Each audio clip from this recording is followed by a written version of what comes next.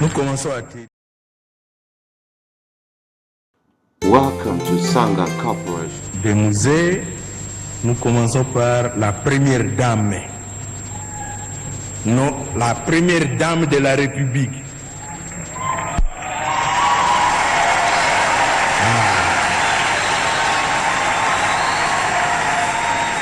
Voilà. Maintenant, toute la famille des musées, les enfants, les petits-enfants et tout ça. Musée Laurent Désiré Kabila, toute la famille. Nombreuse. Merci. Nous nous saluons les uns les autres. D'ailleurs, nous sommes encore au début de l'année. Saluez, donnez les meilleurs vœux à celui, celle qui est à côté de vous. Nous nous mettons debout, nous tous, nous nous saluons les uns les autres.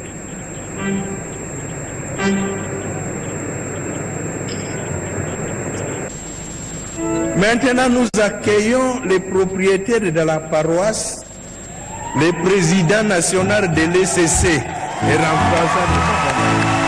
Voilà. C'est celui qui nous accueille. Voilà. Merci. Chorale conservatoire.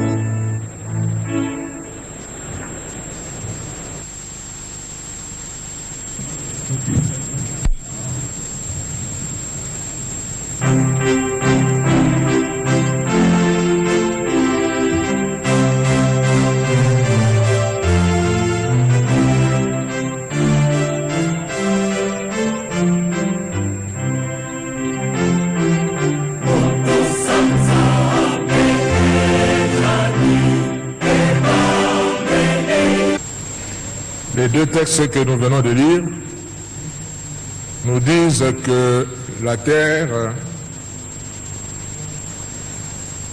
appartient à Dieu, mais il a donné la gestion de cette terre à l'homme. En d'autres termes, la République démocratique du Congo appartient à Dieu, mais il a donné la gestion de ce pays à nous les Congolais. Prions le Seigneur. Dieu notre Père, nous voulons écouter ta parole. Utilise-nous comme de simples instruments, mais que ton peuple t'entende toi. Au nom de Jésus-Christ. Amen. Nous commémorons l'anniversaire de la mort de Moïse Kabila et nous retenons ce que nous pensons que ça sera le résumé de sa pensée qui va traverser des générations et des générations de Congolais, ce qu'il a dit. Et il nous a légué cette parole comme un testament de ne jamais trahir le Congo. Et ce que nous venons de dire nous dit justement que le Congo nous appartient. Dieu a donné la gestion du Congo à nous, Congolais. Ce n'est pas aux Américains. Ce n'est pas aux Français, ni aux Belges, ni à qui que ce soit, mais à nous, Congolais. Et c'est nous, Congolais, qui un jour rendrons compte à Dieu de notre gestion de sa terre, de la République démocratique du Congo. J'aime bien l'athlétisme, où il y a des courses à pied surtout. Et j'aime spécialement une course, la course de relais, où une personne transmet le bâton à une deuxième personne, à une troisième, à une quatrième. La première personne à courir, on doit toujours prendre quelqu'un qui est meilleur. Parce que de ses efforts dépendront le reste à courir. Si lui prend la distance, suffisamment de distance par rapport aux autres, ceux qui viendront après lui ne feront que conserver cette distance-là et gagner la course. Dans l'histoire du pays, c'est pareil aussi. L'histoire des pays, c'est pareil. Nous prenons un témoin que nous transmettons à la génération qui vient. D'où ma question. Quel pays allons-nous léguer à nos enfants, à nos petits-enfants? Nous avons l'obligation, devant Dieu et devant l'histoire, de léguer à nos enfants et à nos petits-enfants, tout d'abord, un pays uni.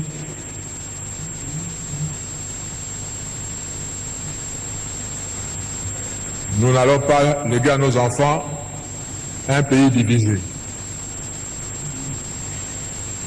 Un pays uni,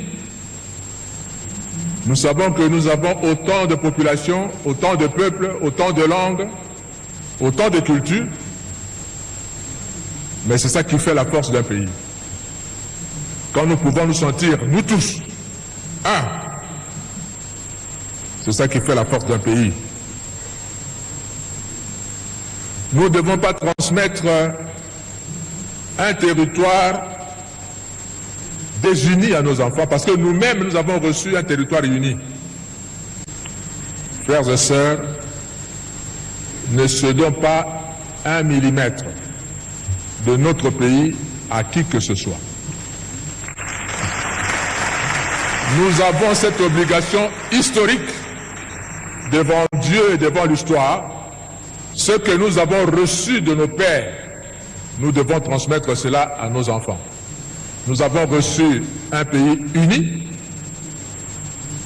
nous transmettrons à nos enfants un pays uni. Nous devons transmettre en deuxième lieu à nos enfants un pays riche. Vous savez, Dieu lui-même ne comprend pas pourquoi nous, les Congolais, nous sommes pauvres. Qu'est-ce qu'il n'a pas donné au Congo? Qu'est-ce qu'il ne nous a pas donné pour que nous soyons considérés parmi les pays pauvres? Quand nous regardons d'autres pays, je ne vais pas citer de noms, ils ne vivent que d'une seule richesse. Il y en a qui ne vivent que du tourisme. Il y en a qui ne vivent que du pétrole. Il y en a qui ne vivent que de la banque. Mais nous, Dieu nous a tout donné. Nous avons du pétrole à Mwanda. Et ce n'est pas seulement le pétrole à Mwanda. Chez moi, à la Québec centrale, il y a du pétrole.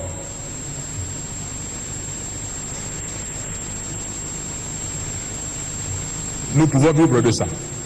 Mais en plus de cela, nous avons le coltan, que tout le monde cherche dans le monde entier. Nous avons l'or, le diamant, etc., etc. Vous savez, c'est un péché pour le Congo d'être encore pauvre. Nous devions être parmi les riches nations du monde.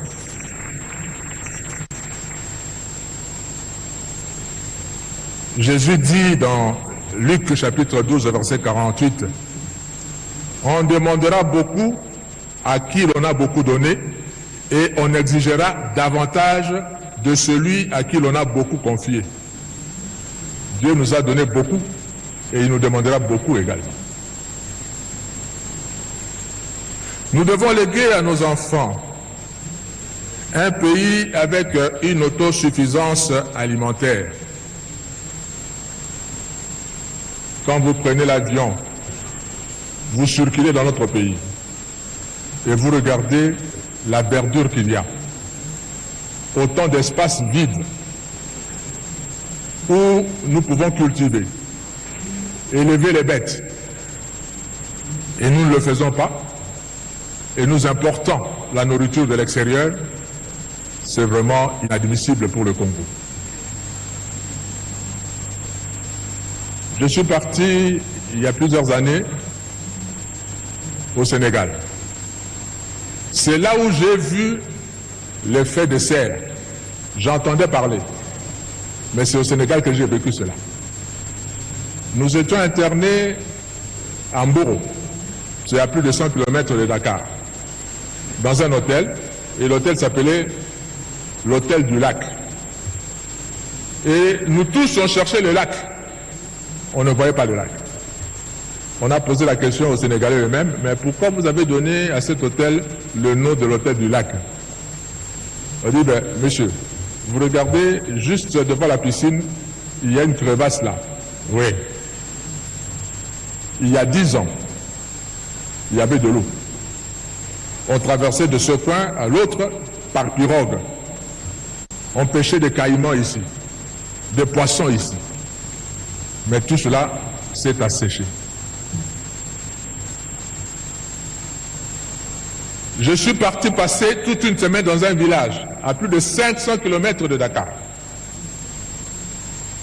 Heureusement pour le village, et c'est ça qui a fait que le village continue à vivre. Les Français sont venus creuser un puits de plus de 300 mètres pour trouver de l'eau.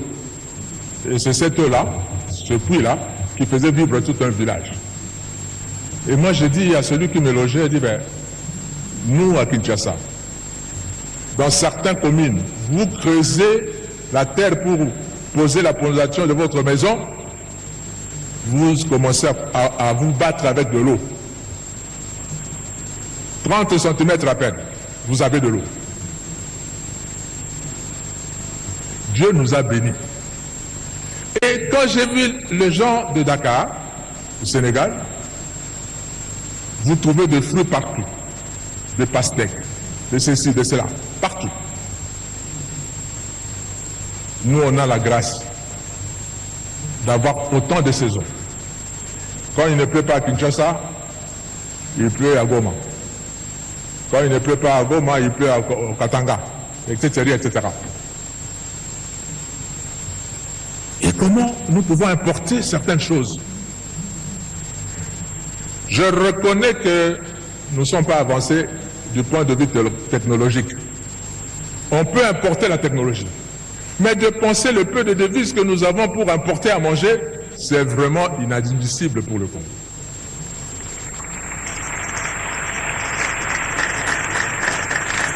Nous devons léguer à notre pays, à nos enfants, pardon, un pays où l'État existe réellement.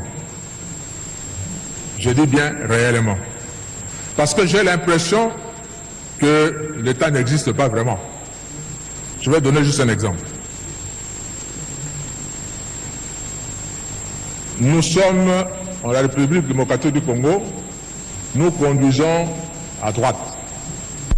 Et le volant de notre voiture se trouve à gauche. C'est comme en France, c'est comme aux États-Unis, c'est comme en Allemagne. Vous allez chez les Allemands, chez les Anglais, et ils conduisent à gauche et le volant à droite. Dans des pays anglophones, comme l'Afrique du Sud, etc., c'est comme ça. Dans tous ces pays, quand vous allez, là où on conduit à gauche et le volant à droite, toutes les voitures sont comme ça. Vous allez dans d'autres pays où on conduit à droite comme nous et le volant à gauche, toutes les voitures sont comme ça, sauf chez nous. Le volant devait être à gauche. Nous avons importé autant de voitures dont le volant se trouve à gauche et ça entre par nos frontières. Alors que si vous osez faire ça aux États-Unis, on vous dira que c'est non conforme à la législation américaine, ça n'entre pas. Chez nous, ça entre. Et c'est nous, les Congolais, qui connaissons notre loi, qui importons ces voitures, et l'État laisse faire. Ça veut dire que l'État n'existe pas réellement. Il faut renforcer l'autorité de l'État. Nous devons léguer à nos enfants un pays où l'État est réel. Où tout le monde est égal devant la loi. Que vous soyez général, ministre ou qui que ce soit, quand vous devez enfreindre la loi de la République, on vous arrête, on vous juge, on vous condamne comme tout citoyen.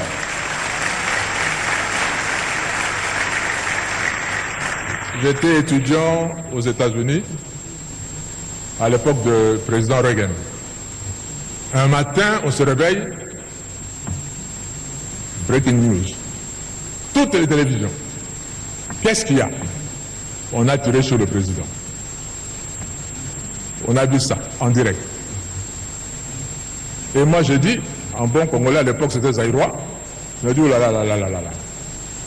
Ces garçons a cherché un problème avec sa famille. Parce que je me rappelle de nous. J'ai dit, ben, on ne va même pas le juger. On va le condamner, on va le tuer, peut-être tuer toute sa famille. Je raisonnais comme ça. Mais les États-Unis m'ont donné une leçon. On l'a arrêté comme un citoyen américain. On l'a jugé comme un citoyen américain. Même s'il a tiré au président des États-Unis, on dit, ben, c'est un citoyen américain qui a tiré aux citoyens américains, même si c'est le premier citoyen, mais c'est un citoyen américain. On l'a jugé. Et comme il venait d'une famille riche, il a trouvé un avocat de haut rang. Ils ont plaidé l'insanité, la déficience de sa tête, de son intelligence. Curieusement, la Cour a cru, parce qu'on a fait des tests et c'était vrai, on ne l'a pas condamné. On l'a condamné plutôt à être soigné. J'étais abasourdi. Un monsieur qui tire sur un président de la République et on lui donne un procès équitable. Et au lieu de le condamner en prison, on le condamne à aller plutôt être soigné. Parce que, et c'est la leçon que j'ai appris là-bas, tout le monde est égal devant la loi. La tendance du Congolais, c'est de dire que la loi est là, mais moi je suis au-dessus de la loi. Parce que je suis. Nous devons léguer à nos pays, à nos enfants, un État responsable, où tout le monde est égal devant la loi. Nous devons léguer à nos enfants un pays où l'on circule librement. Quand je parle de circuler librement, je vois le transport, pas seulement de la ville, mais surtout de routes interprovinciales, intervilles, etc., etc. J'étais dans une rencontre à Nairobi, une rencontre de l'église. Je vous assure qu'il y a des gens qui nous aiment. Parce que j'ai assisté à la prière de gens qui priaient pour mon pays, j'ai eu de larmes aux yeux. Et ils ont prié pour le Congo, pourquoi? Parce que on a appelé, c'est une rencontre de l'église. Et moi je suis de l'église. On a appelé des experts, qui ne sont pas de l'église, pour nous parler de l'Afrique. Et on a pris un secteur, le transport. Quand vous prenez votre véhicule en Afrique du Sud, vous allez traverser tout le pays du Sud, vous montez vers le Nord. Vous allez traverser ce pays par route. Et tout s'arrête en République démocratique du Congo. Quand vous entrez au Congo, il n'y a plus de route. Vous allez d'est à l'ouest de l'Afrique, vous venez, vous vous arrêtez en République du Congo, vous n'allez plus entrer parce qu'il n'y a plus de route. De nord vers le sud, c'est pareil, vous vous arrêtez seulement en République démocratique du Congo. Et les gens ont prié pour qu'un jour, quelqu'un puisse quitter le sud, traverser le Congo, ce grand pays, le Congo, et aller jusqu'au nord avec sa voiture. Et j'aimerais que le Congolais entre eux circule. Quelqu'un de Mbandaka va aller passer les vacances à Goma. Quelqu'un de Goma va passer les vacances au Katanga avec sa voiture, avec sa famille, comme ça se fait ailleurs. Et c'est en circulant que les gens vont se connaître. Et ça va créer la cohésion nationale, l'unité nationale. On aime que quelqu'un qu'on a vu, qu'on a touché, qu'on a côtoyé, avec qu'on a causé. Si on n'a jamais vu quelqu'un, comment on va l'aimer? Nous avons l'obligation devant l'histoire à léguer un tel pays à nos enfants. Un pays où il fera beau vivre. Sinon, nos enfants vont commencer à nous quitter pour aller mourir à l'océan Pacifique ou à la mer Méditerranée pour chercher mieux ailleurs. Et c'est autant d'enfants qui vont nous quitter à cause de ça. Non, nous voulons que nos enfants aiment notre pays, restent dans notre pays, travaillent dans notre pays, parce que dites-moi dans tout le monde entier, quel est ce grand pays qui n'a pas une grande frontière, une grande étendue de pays et une grande population qui soit parmi les pays les plus riches. Regardez les États-Unis. Autant de kilomètres carrés de superficie, mais autant de millions d'habitants. Les États-Unis peuvent développer juste un marché interne. Ils vont vivre avec ça. Parce qu'ils sont nombreux. Il suffirait que Michael Jackson, qui est mort, sorte un disque. Et aux États-Unis, ils sont à plus de 250 millions d'habitants. S'ils vendaient le disque à $1 seulement, et que 100 millions d'Américains achètent, ou 40 millions d'Américains achètent, il a 40 millions. Il a 100 millions. Il n'a pas besoin que son disque soit vendu en Europe ou en Afrique. Il n'a pas besoin de ça, parce qu'il se fait suffisamment riche à l'intérieur de son pays. Les McDonald's, ils ont commencé à être riches chez eux, avant de conquérir le monde. Nous devons être grands. Dieu nous a donné la superficie qu'il faut. Et nous devons avoir une population jeune, qui travaille, qui aime le pays et que nous utilisons nous-mêmes ici. Je voudrais m'adresser un peu à nos voisins, parce que nous sommes entourés. Même si le Congo nous appartient, Dieu nous a donné une mission pour l'Afrique. Frantz Fanon avait raison de dire que l'Afrique a une forme de revolver dont la gâchette se trouve au Congo justement. Le jour où le Congo décolle, je vous assure que l'Afrique va décoller également, par effet d'entraînement. Si vous allez aux États-Unis, le pays comme le Mexique, le Canada, ont décollé parce que les États-Unis ont décollé. Et quand le Congo va décoller, les autres vont suivre.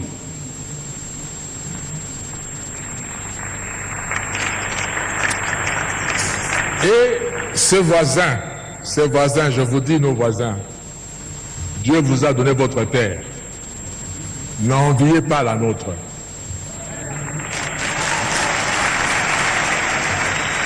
Travaillez chez vous. Je prends la petite Suisse en Europe. La petite Suisse est entourée par la France, un grand pays, l'Allemagne, un grand pays par rapport à la Suisse, l'Italie, un grand pays par rapport à la Suisse. Et dans la Suisse, ils parlent les 3 langues de ce pays-là. Mais ils sont fiers d'être Suisses. Ils n'envient ni la France, ni l'Italie, ni l'Allemagne. Mais puisqu'ils se sont tournés chez eux, à travailler chez eux, Dieu leur a donné la confiance du monde entier. Tout le monde entier va garder son argent en Suisse. Et la Suisse vit de ses banques. Ces pays aussi peuvent vivre de ce que Dieu va leur donner de faire, au lieu d'envier la République démocratique du Congo et avoir des stratégies pour profiter de la République démocratique du Congo. Surtout, ne prenez pas 1 centimètre de la République démocratique du Congo, parce que Parce que le Congo ne sera pas toujours faible comme il est maintenant. Il va se réveiller un jour. J'étais étudiant également en France et Dieu a fait que je vive dans la ville de Strasbourg pendant 5 ans. Et Strasbourg fait partie de la grande région qu'on appelle Alsace. Et les Alsaciens parlent un dialecte germanique, c'est-à-dire qui ressemble plus à l'allemand qu'en français. Vous avez beaucoup d'Alsaciens qui ne savent même pas parler français correctement comme vous êtes dans leur village là-bas. Ils parlent plutôt allemand. Et là où je vivais, je louais. Mon bailleur me disait un jour, Monsieur Kofo,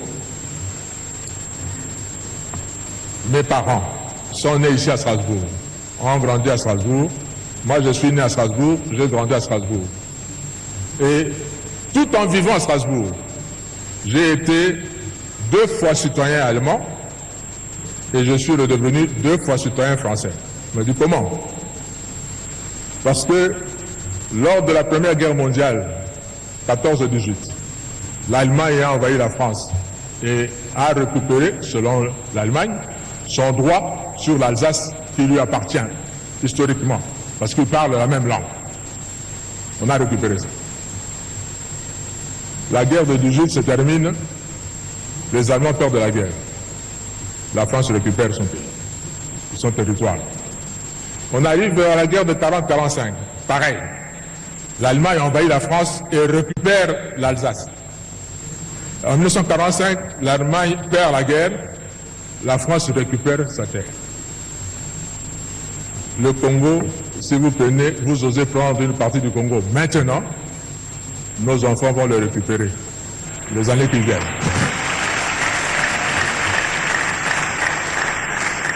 Alors, soyons plutôt de bons voisins et ne mettez pas de conflit entre nous. S'il vous plaît, nos voisins. Je voudrais m'adresser aux pays riches. Je suis content que les ambassadeurs sont nombreux.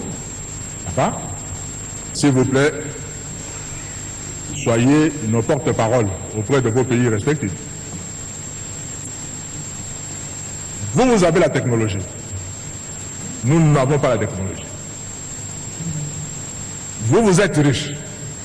Nous sommes pauvres. Aidez-nous à développer notre pays. Vous en tirerez toujours les dividendes. Si par exemple, vous aidez le Congolais à avoir de belles routes partout, et que le Congolais vive bien, combien de voitures seront achetées chez vous? Parce que nous n'avons pas la technologie de fabriquer de voitures. Combien de voitures seront achetées chez vous? Si vous permettez que l'électricité arrive dans nos villages et que le villageois congolais a suffisamment de moyens pour acheter juste un poste téléviseur, combien de postes téléviseurs vous vendrez au Congo? Je sais que les industries qui fabriquent les armes profitent quand il y a la guerre pour écouler leurs marchandises. Mais quand il y a la paix également, vous allez toujours vendre vos marchandises. Parce que tout le monde sait, celui qui veut la paix prépare la guerre. Même en période de paix, les armées vont toujours acheter de quoi se défendre auprès de vous. Si le Congo est riche et nous avons un vaste pays, combien d'avions on achètera chez vous parce qu'on n'en fabrique pas chez nous?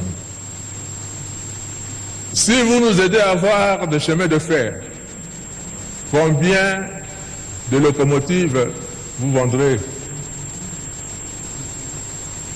Aidez-nous. Le monde est devenu un petit monde planétaire. Il suffirait qu'on touche quelque part, c'est connu dans tout le monde entier, et le résultat, où le problème se fait sentir partout. Aidez le Congo. Quelqu'un qui est malade et vous l'aidez, quand il sera en bonne santé, il ne vous oubliera pas.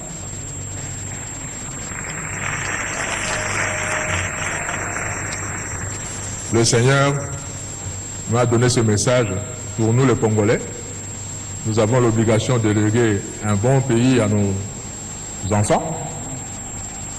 Et nous avons demandé aussi à nos frères et sœurs qui partagent avec nous ce continent, l'Afrique, d'être de bons voisins. Et demander à ceux qui sont les maîtres du monde maintenant de s'occuper du Congo aussi. Parce que, qui sait, l'histoire nous montre que l'aiguille tourne. Dans l'histoire, il y avait des pays comme l'Égypte qui étaient de grandes nations à l'époque, qui ont dominé le monde à l'époque. Et puis nous sommes partis en Europe. On a eu la Grèce, on a eu Rome, et à un moment, les Français ont dominé, les Espagnols l'ont fait, les Britanniques également. Maintenant, nous avons les États-Unis. Ça a quitté l'Europe, ça va vers l'Amérique. Qui ne vous dit pas que dans le prochain centenaire, ça sera l'Afrique. Et l'histoire, je vous assure, ne s'oublie pas. On se rappellera toujours de ceux qui nous ont aidés et ceux qui ne nous ont pas aidés. Que Dieu nous bénisse. Bénisse la République démocratique du Congo. Amen.